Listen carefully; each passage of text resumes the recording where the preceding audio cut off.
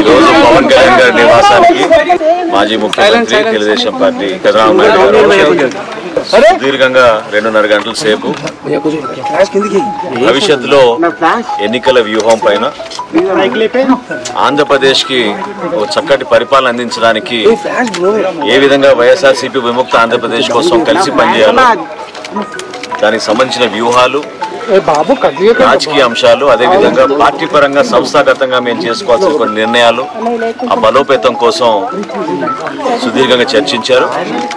తప్పకుండా ఆంధ్రప్రదేశ్ ప్రజలకి మంచి భవిష్యత్తు ఉండే విధంగా ఈ చర్చలు చాలా సంతోషకరంగా జరిగినాయి. భవిష్యత్తులో కూడా అన్ని కార్యక్రమాల్లో ఇరు పార్టీల క్యాడర్ నాయకులు కలిసికట్టుగా విజయం సాధించి రేపటి రోజున మంచి ప్రభుత్వం, మంచి పరిపాలన అందించే విధంగా తగిన చర్యలు తీసుకుని ముందుకెళ్తామని ఈ సందర్భంగా ఇరు పార్టీల నాయకులు